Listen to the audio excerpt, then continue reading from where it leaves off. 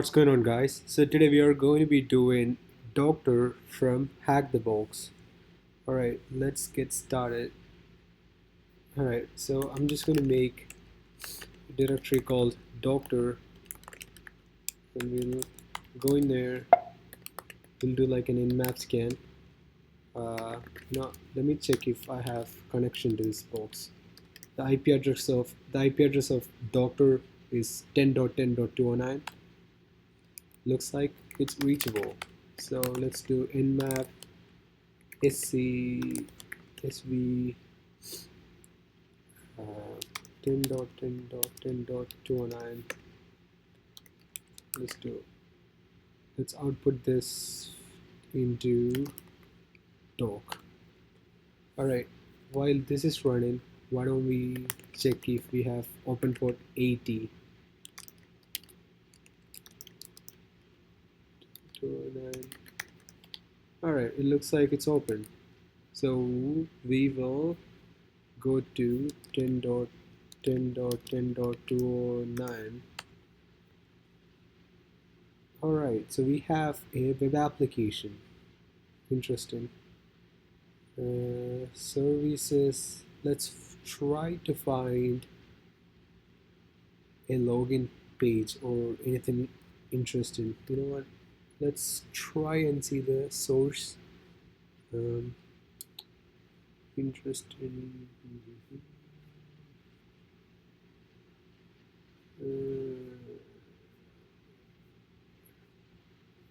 I don't see anything particularly interesting, but let's run GoBuster. Oh, here is the nmap results. We have port 22 SSH open, 80, 80, 89. Splunk. This is really interesting. You know what? We could look for Splunk exploit, but before we do that, we'll just run GoBuster. HTTP 10.10.10.209 word list user share word list. Let's do set list discovery web content. Yeah, let's just do like common.txt for now. Let it run and we will look for Splunk.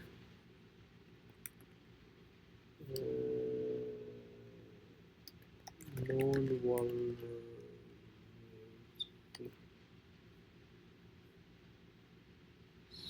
Splunk detecting.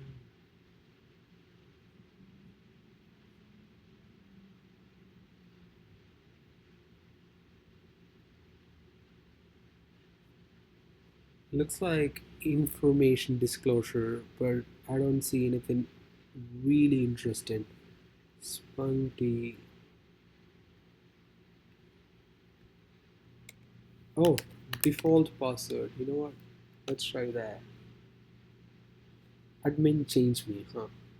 So let's try and go in there. Alright. Tender 80, what was it? 80, 89.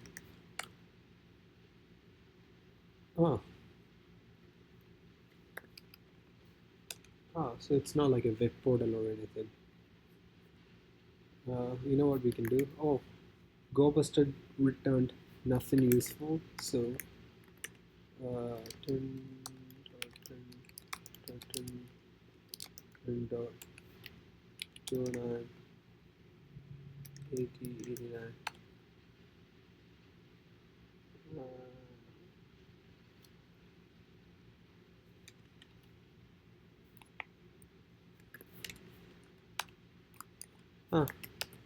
Interesting. I have no idea how to do that. So let's see what we have got here. Contact. Oh, interesting. It says info at doctors at HTB. Alright, let's add that in your host file for now. Echo 10.10.10.209 to doctors.hackthebox. This is interesting because the name of the box is doctor, right? So usually I would add doctor.hackthebox in the host file instead of doctors. Oh Jesus.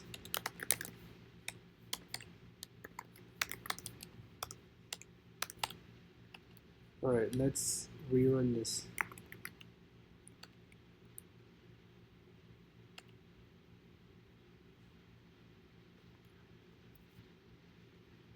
Okay, so looks like that's in it.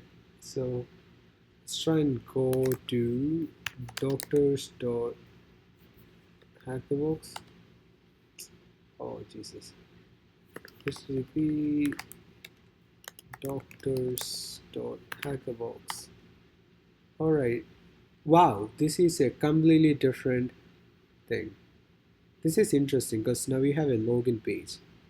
Uh, mm,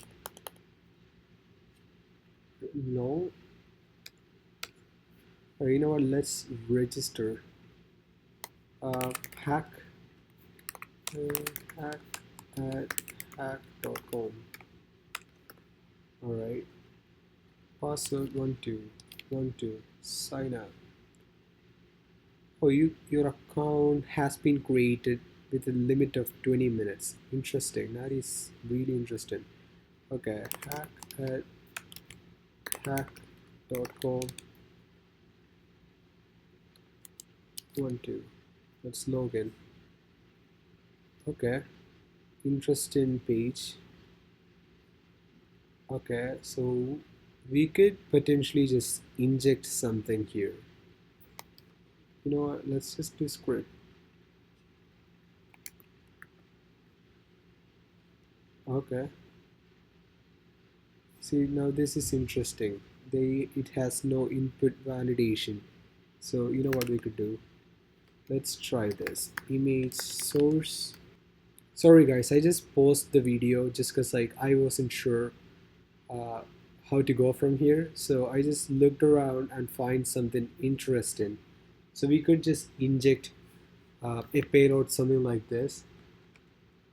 10.10.15.249, which is my IP address. Let's get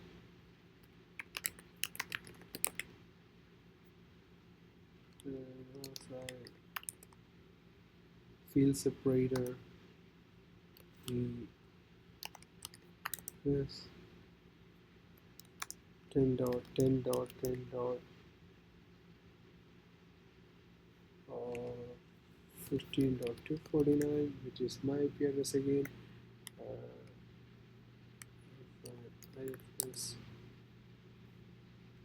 Let's do this on port 8080. Okay, so before we inject this, let's go ahead and start up a listener. 8080. There you go, that's listening. Now let's just try this. That did not work. I don't know why it didn't work. This is not posted. I don't know why. Huh. Maybe the session got expired. Who knows?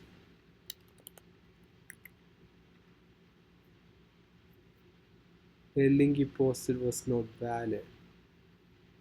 That is an interesting comment.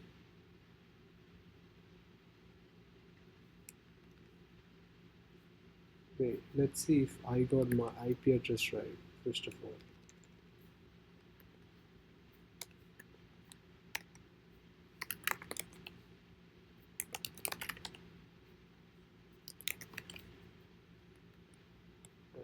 I was trying to open up the other one. Oh, 10.0. 249, that is the correct IP address.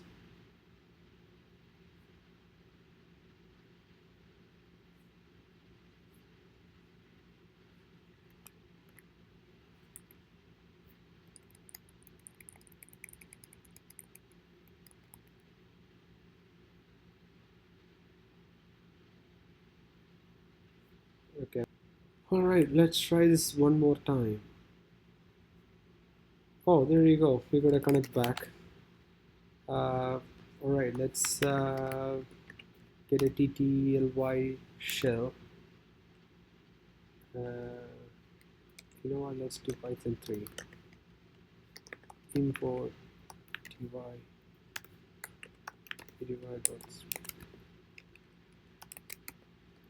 spawn. Then let's do bash.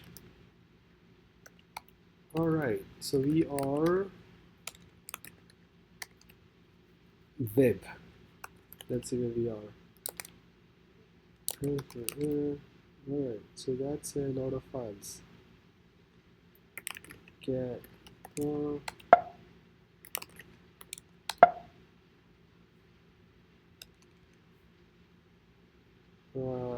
okay.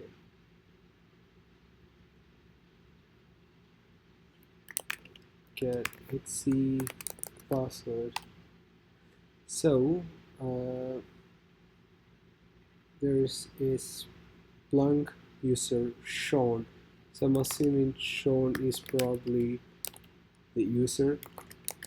Yes, it looks like it is. Let's try and get this out. Get user. Only if I can type. Oh, permission denied. So Sean does not, or web does not have permission to read user file, which means we have to escalate the privilege. Awesome. So you know what, I like to go into war directory, war www, not www, html. Let's see if we can find some sort of like config. Okay, there is nothing useful in here, it's all HTML files. Okay, let's go to opt files, because usually opt has good things, but in this case no. Let's do log files. Since this is running on Apache, let's try Apache. Alright, interesting, there is something called backup. Let's do grep r password.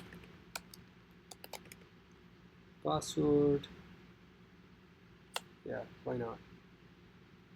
Password reset. Okay, there's a lot of password reset and things like that. So let's do search of password and we'll just try to find something.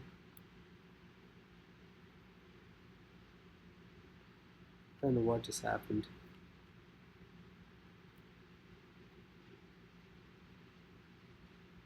I feel like we are going from, okay, oh, interesting, there you go. Reset password, email, guitar123. You know what, that could be a potential password, so let's try that. Okay, issue shown guitar123.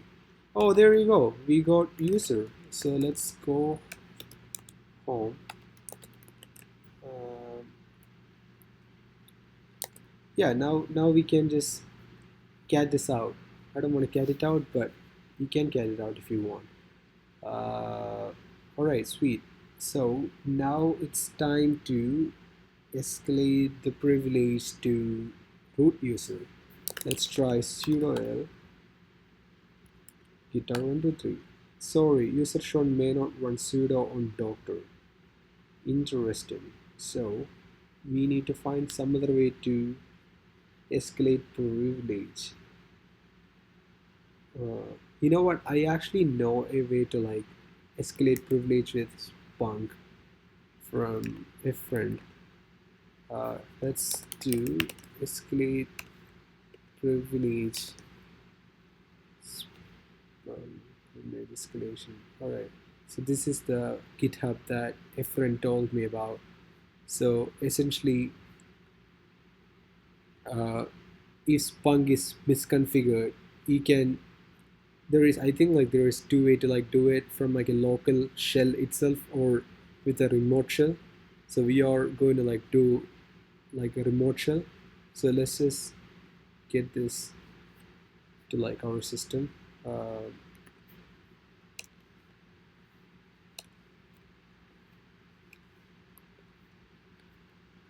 right, git clone. All right, now that we have Splunk, let's do sharp. So this is where this is what no this is not what we want. We want the Python version of stuff because this is I feel like originally wrote for like Windows. So we need to like use the Python module to like remotely call this. Since we have credentials, this is going to work. Let's just go ahead and install uh, pip3 install requirement.txt. Okay, requirement already satisfied. That is great to hear. All right, so I'm just going to read this remote file just to like kind of understand what it is. Import create Splunk request import disabled.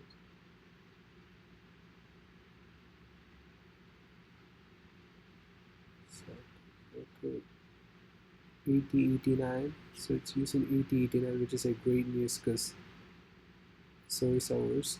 Password. So the default password is set to calc.exe. See, I told you this is meant to be for Windows, so we have to change our payload. We'll just do like something like netcat, something with netcat to like get that. All right, so let's put this thing, and we'll do Python 3 Splunk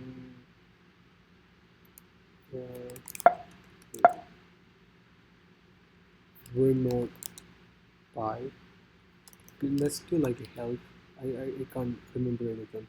So okay, so we have host.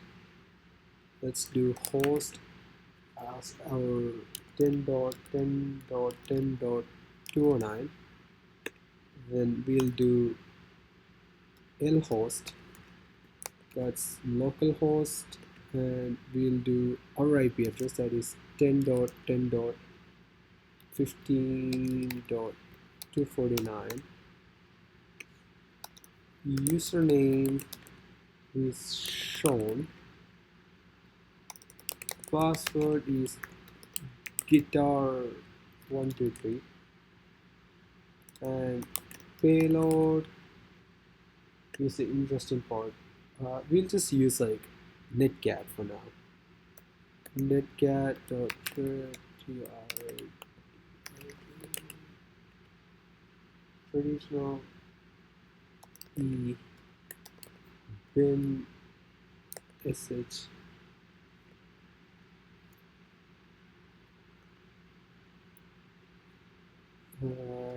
Let's do our IP address because netcat has to call us out.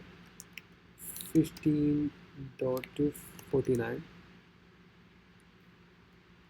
and we'll do another single port port. What's the port? Let's run it on 4444. Why not? And we'll close that out. Before we run that, we'll go here. You know what? We'll have to like create another window. Oh, come on. I don't know why my keyboard does not work sometimes, but This is frustrating. Uh, MVP, let's do 4444. Let's listen in there. Let's go back and run it. Oh, there you go. We got to connect back. So now we do ID. There you go. We have code. Now we can cat out the file or do whatever we want. All right, awesome. If you guys have any questions, please let me know.